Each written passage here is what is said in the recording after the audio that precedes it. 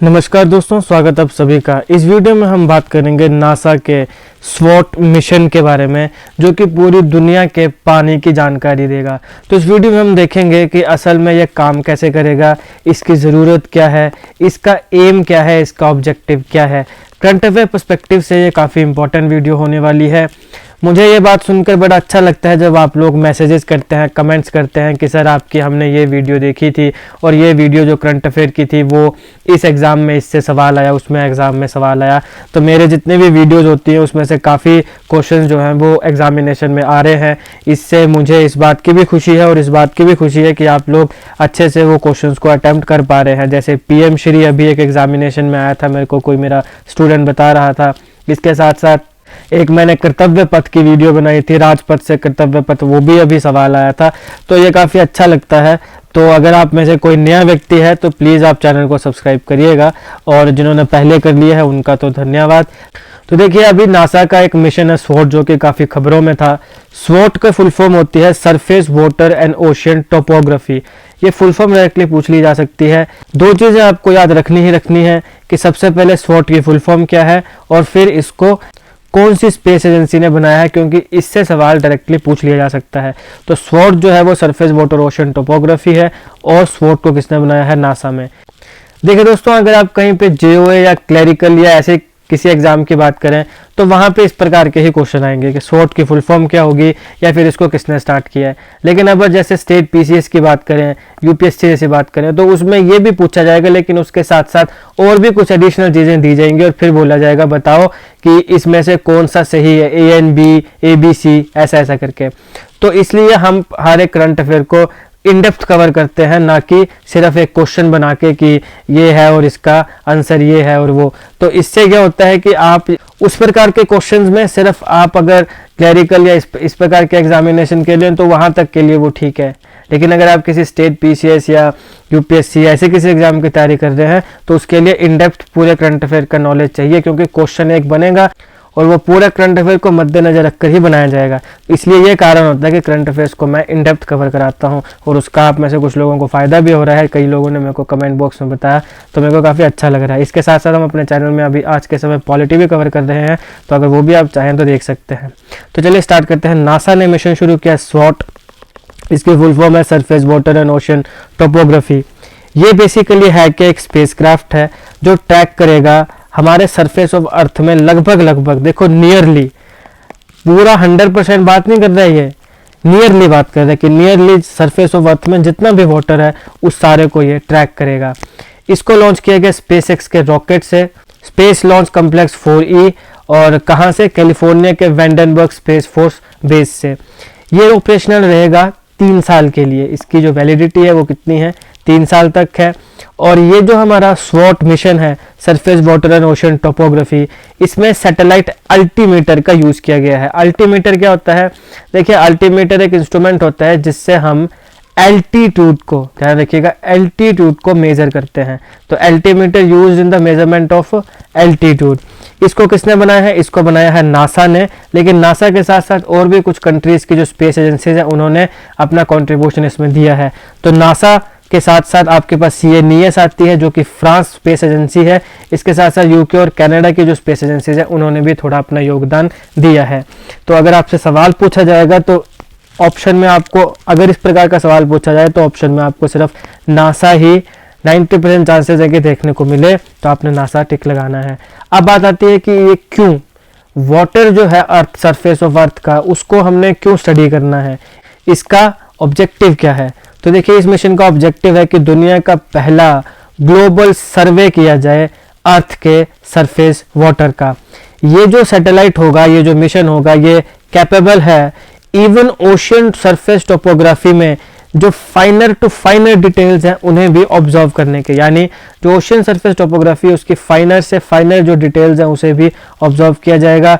और terrestrial surface water bodies जो हैं उनमें जो चेंजेस आ रहे हैं समय के साथ उसे भी मेज़र किया जाएगा। इसके साथ साथ यहाँ पे कंप्लीटली ऑब्जर्व किया जाएगा वर्ल्ड के ओशियन को, फ्रेश वाटर बॉडीज़ को, with the help of high resolution elevation measurements. तो यहाँ पे बेसिकली बात यही है कि चाहे वो फ्रेश वाटर बॉडीज़ हो, चाहे वो आपके पास टेरेस्ट्रियल सरफेस वाटर बॉडीज हो, चाहे आपके पास वर्ल्ड ओशियन हो, सारी की सारी को हाई रिजोल्यूशन एलिवेशन मेजरमेंट्स के साथ ऑब्जर्व किया जाएगा, उसको स्टडी किया जाएगा। जब इसको स्टडी किया जाएगा तो ये दुनिया का पहला ट्रूली ग्लोबल ऑब्जर्वेशन देगा। किस बात की? Changes in water levels. Water levels में क्या क्या चेंजेस आ रहे हैं, किस प्रकार से चेंजेस आ रहे हैं, वो ये बताएगा। स्ट्रीम्स और स्लोप्स की ये बातें करेगा, उनके बारे में ये अच्छे से जानकारी देगा। इसके साथ साथ inundation x tends in river, lake and flood plains. Inundation का देखो दोस्तों मतलब होता है बाढ़। आपको पता ही होगा इनंडेशन, इस प्रकार के जो इंग्लिश के वर्ड्स होते हैं, अगर आपको इनका मीनिंग ना पता हो तो इनको भी कहीं लिख लिया करिए। तो इनंडेशन का मतलब होता है बाढ़। तो रिवर्स, लेक्स, फ्लड प्लेन्स, इनमें बाढ़ का आने का कितना एक्सटेंट है, कितने एक्सटेंट पे बाढ़ आ सकती है, उसको भी ये स्टडी करेगा। और पहली एक ट्रूली ग्लोबल ऑब्जर्वेशन जो है इन तीनों चीज़ों की वो देगा। तो ध्यान रखिएगा, ये सवाल आपसे पूछा जा सकता है यूपीएससी या स्टेट पीसीएस जैसे एग्जामिनेशन में कि किस प्रकार की ऑब्जर्वेशन देने वाला है। तो वाटर लेवल में जो चेंजेस हैं वो देगा, स्ट्रीम स्लोप्स के बारे में ये बात करेगा, और रिवर, लेक और फ्लड प्लेन्स में इनंडेशन, बाढ़ का कितना एक्सटेंट है, उसके बारे में ये बताएगा। अब देखिए, स्टार्टिंग में जो पहली हमारी स्लाइड थी उसमें हमने एक शब्द देखा नियरली। तब मैंने आपको इस शब्द पे ज़्यादा फोकस करने के लिए बोला कि ध्यान रखिएगा, यहाँ पे लिखा है नियरली, यानी नॉट 100%, लेकिन लगभग लगभग पूरा। तो यहाँ पे देखिए कि जितना भी हमारे यहाँ पे फ्रेश वाटर बॉडीज़ हैं या ओशियंस का जो वाटर है उसकी हाइट को मेज़र करेगा ऑन मोर देन, मैंने बात की थी nearly, on more than 90% of earth surface. तो नॉट 100%, 90% ऑफ अर्थ सरफेस। अब देखो, इसी प्रकार के क्वेश्चन जो हैं वो ऐसे ही शब्दों का खेल एग्जामिनेशन में होता है।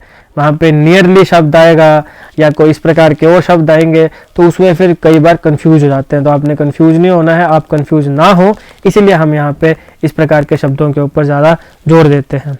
तो यहाँ पे 100% की बात नहीं है, लेकिन मोर देन 90% की बात है। अब यार देखो, इतनी बड़ी अर्थ है, इक्का दुक्का बीच में निकल भी सकता है, रह भी सकता है ना।